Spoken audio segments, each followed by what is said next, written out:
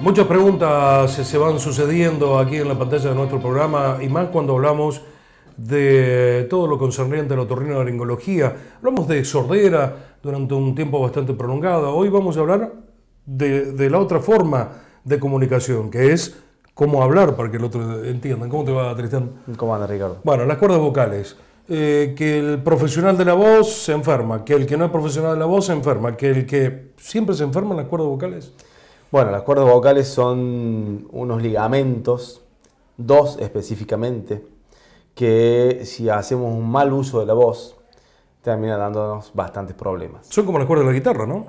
En realidad vibran como la cuerda de una guitarra, pero son cuerdas que tienen otra modalidad diferente para poder dar todos los timbres de voz. Mira qué pregunta, tenemos dos riñones, tenemos dos fosas nasales, tenemos dos ojos, bueno, un solo corazón, y tenemos las verdaderas y las falsas. Exactamente. Las cuatro vibran. Tenemos que hablar, las cuatro vibran, sin embargo, con las que tenemos que hablar y con las que tenemos que desarrollar la voz es con las verdaderas. Las falsas están ahí, no se tendrían que mover mucho, no tendrían que intervenir en la voz, pero en aquellas personas en donde nos están fallando las cuerdas vocales verdaderas, las cuerdas vocales falsas nos ayudan a darle un poco más de timbre a la voz. Ah, sí, pero eso ya sirven. Sirven, pero eso ya es una voz con un timbre difónico, porque no, difónico significa que no tiene un buen timbre de voz, porque la realidad es que las cuerdas verdaderas son las que tienen que fonar constantemente. ¿Cuáles son las que se enferman entonces? ¿Las verdaderas? Las verdaderas. ¿Las falsas no les pasa nada? Se pueden edematizar también, pero como no tienen ningún tipo de trabajo en la vida cotidiana, en general no tienen patología. El mal uso de la voz, para aquellos profesionales, hacen como que tenga una hernia la cuerda vocal, que se produce esa extrusión, si se quiere, porque tiene distintos nombres. Uno dice tuve pólipo, otro tuve quiste, otro, y nadie sabe de qué se trata cada cosa, salvo ustedes los profesionales, obviamente. Bueno, el mal uso de la voz, que en nuestra ciudad, en nuestra Córdoba, lo más frecuente son los docentes. Comienzan haciendo pequeños callos en sus cuerdas vocales que se llaman nódulos. Ya si el problema es un poco mayor, en donde se forma una herniación y un edema localizado de la mucosa de la cuerda vocal, ya se llama pólipo, y luego de eso ya tenemos los quistes y otro tipo de entidades dentro de lo que son las patologías de las cuerdas vocales que se forman también por mal uso de la voz, pero por lesiones frecuentes en las cuerdas vocales. Bueno, pero no son evolutivas, es que primero tuviste un callo, pero hasta que terminas en un cáncer, No, quizás. la mayoría de las lesiones son nódulos. En segundo término van los pólipos, que son estas herniaciones, y después tenemos una gran variedad de enfermedades de las cuerdas vocales, pero que no se suceden una con la otra. Cuando tenemos frío, ¿qué nos afecta?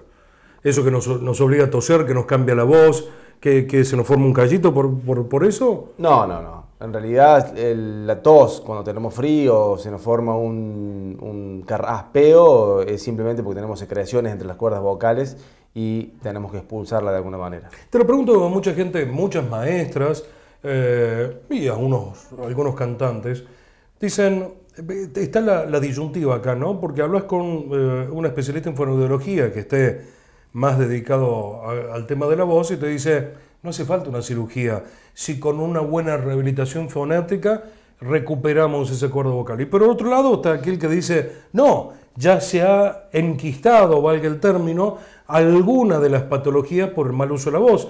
Y uno dice, si no se raspa, si no se da un medicamento, si no se mejora, ¿cuál es la verdad? ¿La del fonoaudiólogo o del otorrino? Si tenemos un paciente que tiene una pérdida de su voz, una disfonía, por una hipotonía de las cuerdas vocales, o un nódulo, que es un callito por mal uso de sus cuerdas vocales, seguramente con tratamiento médico y tratamiento fonoaudiológico vamos a lograr muy buenos resultados. Ahora, si ya tenemos un proceso inflamatorio crónico en la cuerda vocal, un edema de las cuerdas vocales, un edema localizado o una herniación localizada como es un pólipo, difícilmente con tratamiento médico y fonoaudiológico logremos mejorar su voz. En esos casos son los que necesitamos la cirugía. Muchas veces es muy complicado darnos cuenta a través de un estudio que se llama fibroscopía cuál es la causa de su disfonía. Hay estudios un poquito más certeros, podríamos decir, o más sensibles para saber cuál es la causa de su disfonía, como es la estroboscopía, que es el estudio del movimiento de la cuerda vocal. Y con eso podemos saber si el edema o la fibrosis de la cuerda vocal son lo que nos está produciendo la disfonía. Cuando hablamos de cáncer, ¿es por la evolución de alguno de estos problemas o se puede dar un cáncer sin haber dado nunca un síntoma en la garganta?